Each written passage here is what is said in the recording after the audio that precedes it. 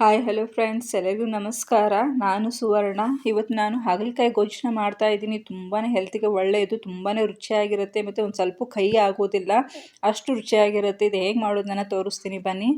ನೋಡಿ, ನಾನು 3 ಹಾಗಲಕಾಯಿನ ತೊಗೊಂಡಿದ್ದೀನಿ.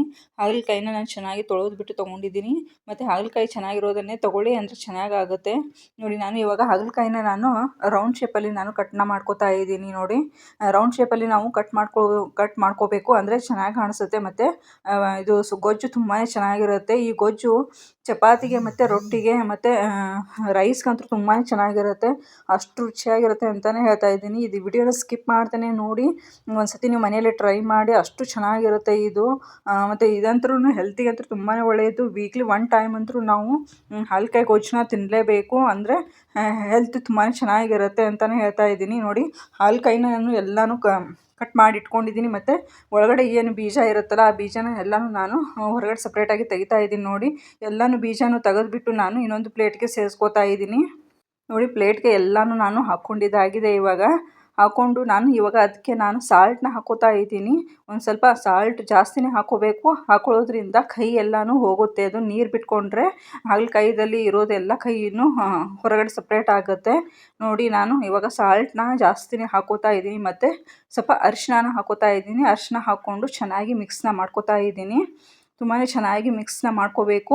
ಮತ್ತು ಸಾಲ್ಟು ಮತ್ತು ಅರಿಶಿನ ಹಾಕಿಬಿಟ್ಟು ನಾವು ಒಂದು 15 ನಿಮಿಷ ಆದರೂ ನಾವು ಹಾಗೆ ಬಿಡಬೇಕು, ಅಂದರೆ ಅದು ನೀರೆಲ್ಲನೂ ಬಿಟ್ಕೊಂಡು ಕೈ ಎಲ್ಲನೂ ಸಪ್ರೇಟ್ ಆಗುತ್ತೆ. ನೋಡಿ, ನಾನು ಇವಾಗ ಬಿಟ್ಟು ತೋರಿಸ್ತಾ ಇದ್ದೀನಿ.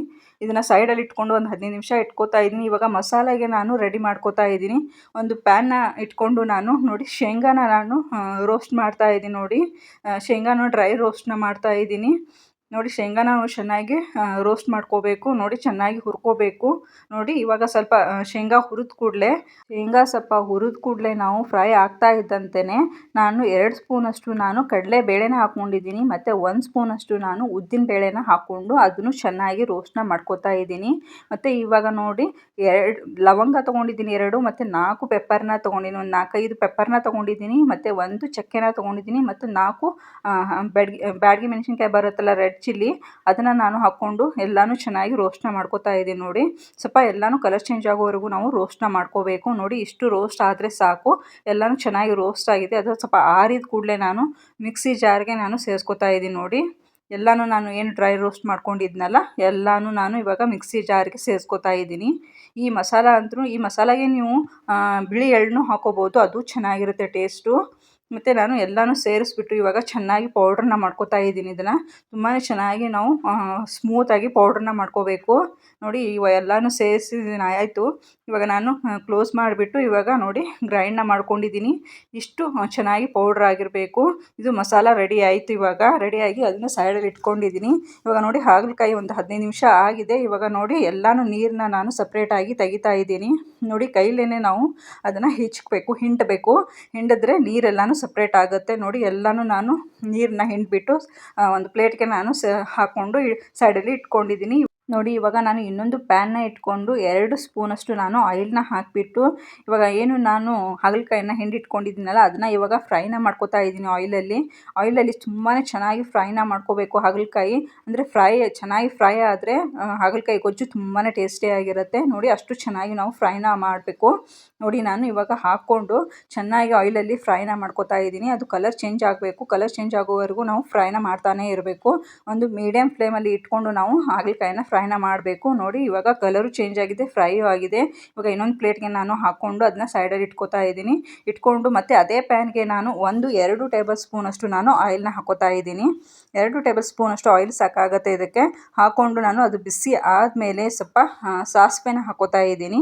1 ಸ್ಪೂನಷ್ಟು ಸಾಸಿವೆನ ಹಾಕೋತಾ ಇದ್ದೀನಿ. ಮತ್ತು 1 ಸ್ಪೂನಷ್ಟು ಜೀರಿಗೆನ ಹಾಕೋತಾ ಇದ್ದೀನಿ.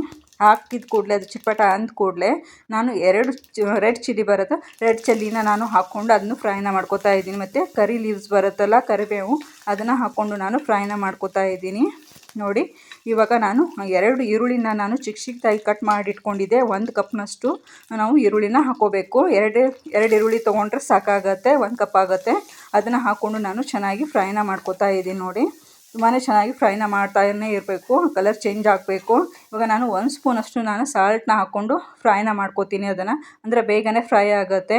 ಮತ್ತು ನೋಡಿ ಇವಾಗ ಶುಂಠಿ ಬೆಳ್ಳುಳ್ಳಿ ಪೇಸ್ಟ್ನು ನಾನು ಹಾಕ್ಕೋತಾ ಇದ್ದೀನಿ. 1 ಸ್ಪೂನಷ್ಟು ನಾನು ಶುಂಠಿ ಬೆಳ್ಳುಳ್ಳಿ ಪೇಸ್ಟ್ ಹಾಕ್ಕೊಳ್ಳೋದ್ರಿಂದ ತುಂಬಾ ಚೆನ್ನಾಗಿರುತ್ತೆ ಇದು. ಮತ್ತು ನೋಡಿ ಇವಾಗ ಸಾಲ್ಟ್ನ ಹಾಕ್ಕೋತಾ ಇದ್ದೀನಿ, 1 ಸ್ಪೂನಷ್ಟು ಸಾಲ್ಟ್ನ ಹಾಕ್ಕೊಂಡು ಚೆನ್ನಾಗಿ ಫ್ರೈನ ಮಾಡ್ಕೋತಾ ಇದ್ದೀನಿ. ಸಾಲ್ಟ್ ಹಾಕಿದ ಮೇಲೆ ನೋಡಿ ಎಷ್ಟು ಬೇಗನೆ ಫ್ರೈ ಆಗ್ತಾ ಇದೆ ಅಂತ, ಕಲರು ಚೇಂಜ್ ಆಗ್ತಾ ಇದೆ ನೋಡಿ. ಚೆನ್ನಾಗಿ ಫ್ರೈನ ಮಾಡಿಕೊಂಡು ನೋಡಿ ಇಷ್ಟು ಚೆನ್ನಾಗಿ ಫ್ರೈ ಮಾಡ್ಕೋಬೇಕು. ನೋಡಿ ಕಲರು ಚೇಂಜ್ ಆಗ್ತಾ ಇದೆ ಮತ್ತು ಈರುಳ್ಳಿನೂ ಚೆನ್ನಾಗಿ ಫ್ರೈ ಆಗ್ತಾ ಇದೆ ನೋಡಿ. ಇವಾಗ 1 ಚಿಟಿಕೆಯಷ್ಟು ನಾನು ಅರಿಶಿನ ಹಾಕ್ಕೋತಾ ಇದ್ದೀನಿ, 1/2 ಸ್ಪೂನಷ್ಟು ಅರಿಶಿನ ಹಾಕ್ಕೊಂಡು ಅದನ್ನು ಚೆನ್ನಾಗಿ ಫ್ರೈನ ಮಾಡ್ಕೊಳ್ಳಿ ನೋಡಿ. ಚೆನ್ನಾಗಿ ಫ್ರೈನ ಮಾಡಬೇಕು. ಇವಾಗ ನಾನು 2 ಟೊಮೆಟೊನ ತೊಗೊಂಡಿದ್ದೀನಿ. 2 ಟೊಮೆಟೊ ತೊಗೊಂಡು ನಾನು ಚಿಕ್ಕದಾಗಿ ಕಟ್ ಮಾಡಿಬಿಟ್ಟು ಅದನ್ನು ಹಾಕ್ಕೋತಾ ಇದ್ದೀನಿ. 1 ಕಪ್ನಷ್ಟು ಟೊಮೆಟೊ ಆಗಿದೆ, 1 ಕಪ್ನಷ್ಟು ನಾನು ಟೊಮೆಟೊನ ಹಾಕ್ಕೋತಾ ಇದ್ದೀನಿ. ಸ್ವಲ್ಪ ಹಣ್ಣಾಗಿರೋದನ್ನೇ ಟೊಮೆಟೊನ ತೊಗೊಂಡು ನೀವು ಸ್ವಲ್ಪ ಚಿಕ್ಕದಾಗಿ ಕಟ್ ಮಾಡಿಬಿಟ್ಟು ಹಾಕ್ಕೊಳ್ಳಿ. 2 ಟೊಮೆಟೊ ಸಾಕಾಗುತ್ತೆ. ಮನೇಲಿ ಎಷ್ಟು ಜನ ಇರ್ತಾರೆ ನೋಡಿಕೊಂಡು ನೀವು ಟೊಮೆಟೊನ ಜಾಸ್ತಿ ಮಾಡ್ಕೋಬೋದು. ನಾನು 2 ಟೊಮೆಟೊ ಮಾತ್ರ ಹಾಕ್ಕೊಂಡು ಚೆನ್ನಾಗಿ ಫ್ರೈನ ಮಾಡ್ಕೊಂಡಿದ್ದೀನಿ ನೋಡಿ. ಟೊಮೆಟೊ ಎಲ್ಲನೂ ಬೇಯಬೇಕು, ಅಲ್ಲಿವರೆಗೂ ನಾವು ಫ್ರೈನ ಮಾಡ್ತಾನೆ ಇರಬೇಕು ನೋಡಿ. ಒಂದು ಪ್ಲೇಟ್ನ ಮುಚ್ಚಿಬಿಟ್ಟು ನಾನು ಒಂದು 5 ನಿಮಿಷ ಆದರೂ ನಾನು ಫ್ರೈ ಆಗೋದಕ್ಕೆ ಬಿಡ್ತಾ ಇದ್ದೀನಿ ನೋಡಿ. ತೋರಿಸ್ತಾ ಇದ್ದೀನಿ ನಿಮಗೆ, ಇನ್ನೊಂದು ಸ್ವಲ್ಪ ಫ್ರೈ ಆಗಬೇಕು. ಇನ್ನೊಂದು 2 ನಿಮಿಷ ನಾನು ಮತ್ತೆ ಪ್ಲೇಟ್ನ ಮುಚ್ಚಿಬಿಟ್ಟು ಫ್ರೈ ಆಗೋದಕ್ಕೆ ಬಿಡ್ತಾ ಇದ್ದೀನಿ.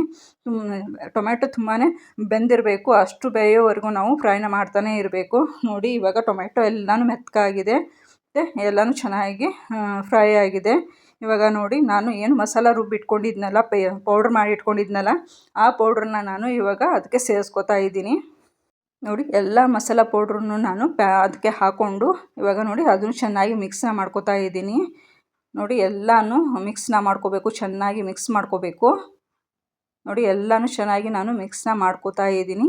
ಇವಾಗ ನಾನು ಅದು ನೋಡಿ ಟೊಮೆಟೊ ಈರುಳ್ಳಿ ಜೊತೆ ಅದು ಪೌಡ್ರು ಎಲ್ಲನೂ ಚೆನ್ನಾಗಿ ಮಿಕ್ಸ್ ಆಗಬೇಕು.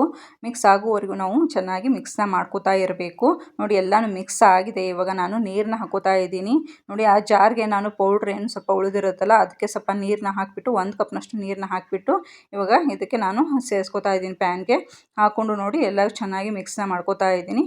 ಇನ್ನೊಂದು ಸ್ವಲ್ಪ ನೀರು ಬೇಕಾಗುತ್ತೆ ನೋಡಿ. ಇನ್ನೊಂದು ನಾನು ಕಪ್ನಷ್ಟು ನೀರನ್ನ ಹಾಕ್ಕೋತಾ ಇದ್ದೀನಿ. ಹಾಕ್ಕೊಂಡು ಚೆನ್ನಾಗಿ ಮಿಕ್ಸ್ನ ಮಾಡ್ಕೋತಾ ಇದ್ದೀನಿ. ಇದು ಸ್ವಲ್ಪ ಗಟ್ಟಿಯಾಗಿದ್ರೇ ಗೊಜ್ಜು ತುಂಬಾ ಚೆನ್ನಾಗಿರುತ್ತೆ. ಅನ್ನಕ್ಕಂತೂ ತುಂಬಾ ರುಚಿಯಾಗಿರುತ್ತೆ, ಅಷ್ಟು ಟೇಸ್ಟ್ ಆಗಿರುತ್ತೆ, ಅಷ್ಟು ರುಚಿಯಾಗಿರುತ್ತೆ. ಒಂದು ಸತಿ ನೀವು ಟ್ರೈ ಮಾಡಲೇಬೇಕು, ಅಷ್ಟು ಚೆನ್ನಾಗಿರುತ್ತೆ ಅಂತಲೇ ಹೇಳ್ತಾ ಇದ್ದೀನಿ. ಇದು 100% ಹೇಳ್ತಾ ಇದ್ದೀನಿ, ಅಷ್ಟು ರುಚಿಯಾಗಿರುತ್ತೆ ರೈಸ್ಗೆ. ಇವಾಗ ನೋಡಿ ನಾನು ನೀರನ್ನ ಹಾಕಿಬಿಟ್ಟು ಚೆನ್ನಾಗಿ ಮಿಕ್ಸ್ನ ಮಾಡಿಬಿಟ್ಟು ಇವಾಗ ನೋಡಿ ನಾನು ಏನು ಫ್ರೈ ಮಾಡಿ ಇಟ್ಕೊಂಡಿದ್ನಲ್ಲ ಹಾಗಲಕಾಯಿನ, ಅದನ್ನು ಇವಾಗ ಅದಕ್ಕೆ ಸೇರಿಸ್ಕೋತಾ ಇದ್ದೀನಿ ನೋಡಿ. ಎಲ್ಲ ಹಾಗಲಕಾಯಿನೂ ನಾನು ಸೇರಿಸ್ಕೊಂಡು ಚೆನ್ನಾಗಿ ಈಗ ಅದನ್ನು ಮಿಕ್ಸ್ನ ಮಾಡ್ಕೋತಾ ಇದ್ದೀನಿ ಗ್ರೇವಿ ಜೊತೆ ನೋಡಿ. ಎಲ್ಲನೂ ಚೆನ್ನಾಗಿ ನಾವು ಮಿಕ್ಸ್ನ ಮಾಡ್ಕೋಬೇಕು. ಮಿಕ್ಸ್ನ ಮಾಡಿಬಿಟ್ಟು ನಾನು 1 ಸ್ಪೂನಷ್ಟು ಇವಾಗ ಸಾಲ್ಟ್ನ ಹಾಕ್ಕೋತಾ ಇದ್ದೀನಿ. ಸಾಲ್ಟ್ನ ನೋಡಿಬಿಟ್ಟು ನೀವು ಹಾಕ್ಕೊಳ್ಳಿ ರುಚಿಗೆ ತಕ್ಕಷ್ಟು. ಮತ್ತು 1 ಸ್ಪೂನಷ್ಟು ನಾನು ಶುಗರ್ ಪೌಡ್ರನ್ನ ಹಾಕ್ಕೋತಾ ಇದ್ದೀನಿ. ಶುಗರ್ ಪೌಡ್ರ್ ಹಾಕೊಳ್ಳೋದ್ರಿಂದ ರುಚಿ ಜಾಸ್ತಿ ಆಗುತ್ತೆ, ಮತ್ತು ಹಾಗಲಕಾಯಿ ಕಹಿ ಅನಿಸೋದಿಲ್ಲ ನೋಡಿ. ಇವಾಗ 1 ಸ್ಪೂನಷ್ಟು ಶುಗರ್ನ ಹಾಕ್ಕೊಂಡು ನಾನು ಶುಗರ್ ಪೌಡ್ರನ್ನ ಹಾಕ್ಕೊಂಡು ಚೆನ್ನಾಗಿ ಮಿಕ್ಸ್ನ ಮಾಡ್ಕೊಂಡಿದ್ದೀನಿ. ಸ್ವಲ್ಪ ಕುದಿಸ್ಕೋತಾ ಇದ್ದೀನಿ ನೋಡಿ. ಸ್ವಲ್ಪ ಪ್ಲೇಟ್ನ ಮುಚ್ಚಿಬಿಟ್ಟು ಒಂದು 5 ನಿಮಿಷ ಆದರೂ ನಾವು ಕುದಿಸ್ಕೋಬೇಕು, ಅಂದರೆ ಸ್ವಲ್ಪ ಗಟ್ಟಿ ಆಗುತ್ತೆ. ಏನು ಹಾಗಲಕಾಯಿ ಗೊಜ್ಜು ತುಂಬಾ ಚೆನ್ನಾಗಾಗುತ್ತೆ ಇದು ನೋಡಿ. ಇವಾಗ ಚೆನ್ನಾಗಿ ನಾನು ಕುದಿಸ್ಕೊಂಡಿದ್ದೀನಿ ಒಂದು 5 ನಿಮಿಷ, ಚೆನ್ನಾಗಿ ಕುದ್ದಿದೆ. ಒಂದು ನೋಡಿ ಇವಾಗ ಗಟ್ಟಿನೂ ಆಗ್ತಾ ಇದೆ. ಇಷ್ಟು ಆದರೆ ಸಾಕಾಗುತ್ತೆ. ಇದು ತುಂಬಾ ಚೆನ್ನಾಗಿರುತ್ತೆ, ಮತ್ತು ಅಷ್ಟು ಚಪಾತಿಗೂ ಚೆನ್ನಾಗಿರುತ್ತೆ ಮತ್ತು ರೈಸ್ಗೂ ಚೆನ್ನಾಗಿರುತ್ತೆ. ಒಂದು ಸತಿ ಟ್ರೈ ಮಾಡಿ ನೀವು. ಮತ್ತು ನೋಡಿ ಇವಾಗ ಲಾಸ್ಟಲ್ಲಿ ನಾನು ಕೊತ್ತಂಬರಿ ಸೊಪ್ಪನ್ನ ಹಾಕ್ತಾ ಇದ್ದೀನಿ. ಒಂದು ಸ್ವಲ್ಪ ಚಿಕ್ಕದಾಗಿ ಕೊತ್ತಂಬರಿ ಸೊಪ್ಪನ್ನ ಕಟ್ ಮಾಡಿಬಿಟ್ಟು ಹಾಕಿಬಿಟ್ಟು ಅದನ್ನು ಚೆನ್ನಾಗಿ ಮಿಕ್ಸ್ನ ಮಾಡ್ಕೋತಾ ಇದ್ದೀನಿ. ಅಷ್ಟು ರುಚಿಯಾಗಿರುತ್ತೆ ಈ ಗೊಜ್ಜು, ಮತ್ತು ತುಂಬಾ ಹೆಲ್ತಿಗೆ ಒಳ್ಳೆಯದಂತಲೇ ಹೇಳ್ಬೋದು. ಅಷ್ಟು ಚೆನ್ನಾಗಿರುತ್ತೆ ಅಂತಲೇ ಹೇಳ್ತಾ ಇದ್ದೀನಿ. ಒಂದು ಸತಿ ಟ್ರೈ ಮಾಡಿ, ನಿಮಗೆ ಗೊತ್ತಾಗುತ್ತೆ. ನೋಡ್ತಾ ಇರ್ಬೋದು ನೀವು ಎಷ್ಟು ಚೆನ್ನಾಗಿ ಬಂದಿದೆ ಅಂತ. ಇಷ್ಟು ಚೆನ್ನಾಗಿ ಬರುತ್ತೆ. ನಾವು ಶೇಂಗಾ ಪೌಡ್ರ್ ಅದೆಲ್ಲ ಶೇಂಗಾದೆಲ್ಲ ಹಾಕ್ಕೊಂಡು ಮಾಡಿರ್ತೀವಲ್ಲ, ಅದು ತುಂಬಾ ಚೆನ್ನಾಗಿ ರುಚಿ ಕೊಡುತ್ತೆ. ಅಷ್ಟು ಚೆನ್ನಾಗಿರುತ್ತೆ, ಒಂದಿಷ್ಟು ಕಹಿ ಆಗಿರೋದಿಲ್ಲ, ಅಷ್ಟು ಚೆನ್ನಾಗಿರುತ್ತೆ. ಇವಾಗ ನೋಡಿ ನಾನು ಇದೆಲ್ಲನೂ ರೆಡಿಯಾಗಿದೆ. ಇವಾಗ ನಾನು ಗ್ಯಾಸ್ನ ಆಫ್ ಮಾಡಿಬಿಟ್ಟು ಇನ್ನೊಂದು ಬೌಲಲ್ಲಿ ನಾನು ಸೇರಿಸ್ಕೋತಾ ಇದ್ದೀನಿ ನೋಡಿ. ಇನ್ನೊಂದು ಬೌಲ್ಗೆ ನಾನು ಎಲ್ಲನೂ ಹಾಕ್ಕೋತಾ ಇದ್ದೀನಿ. ರೈಸ್ಗಂತೂ ತುಂಬಾ ಚೆನ್ನಾಗಿರುತ್ತೆ, ಅಷ್ಟು ರುಚಿಯಾಗಿರುತ್ತೆ. ಸ್ವಲ್ಪ ರೈಸ್ ಜೊತೆ ಇದನ್ನು ಹಾಕಿಬಿಟ್ಟು ಒಂದು ಸ್ವಲ್ಪ ತುಪ್ಪ ಹಾಕಿಬಿಟ್ಟು ತಿಂದರೆ ಅಷ್ಟು ಚೆನ್ನಾಗಿರುತ್ತೆ. ನಾನು ಹೇಳ್ತಾ ಇದ್ದೀನಿ, ತುಂಬಾ ಹೆಲ್ತಿಗೆ ಒಳ್ಳೆಯದು ಮತ್ತು ಅಷ್ಟೇ ರುಚಿನೂ ಕೊಡುತ್ತೆ ಇದು. ಒಂದಿಷ್ಟು ಕಹಿ ಅನಿಸೋದಿಲ್ಲ, ತಿನ್ನೋದಕ್ಕೆ ಇಷ್ಟ ಆಗದೆ ಅಂತಲೂ ಇಲ್ಲ, ಅಷ್ಟು ಚೆನ್ನಾಗಿರುತ್ತೆ. ಹಾಗಲಕಾಯಿ ತಿನ್ನೋದ್ರಿಂದ ತುಂಬಾ ಹೆಲ್ತ್ ಬೆನಿಫಿಟ್ಸ್ ಇದೆ. ಇದನ್ನು ಒಂದ್ಸತಿ ಟ್ರೈ ಮಾಡಿ. ನೀವು ವೀಕ್ಲಿ 1 ಟೈಮ್ ತಿನ್ನಿ. ತುಂಬಾ ಚೆನ್ನಾಗಿರುತ್ತೆ, ತುಂಬಾ ಹೆಲ್ತಿಯಾಗಿರುತ್ತೆ. ಈ ವಿಡಿಯೋ ಇಷ್ಟ ಆದರೆ ಪ್ಲೀಸ್ ಲೈಕ್ ಮತ್ತು ಸಬ್ಸ್ಕ್ರೈಬ್ ಮಾಡ್ಕೊಳ್ಳೋದನ್ನು ಮರಿಬೇಡಿ. Thank you friends.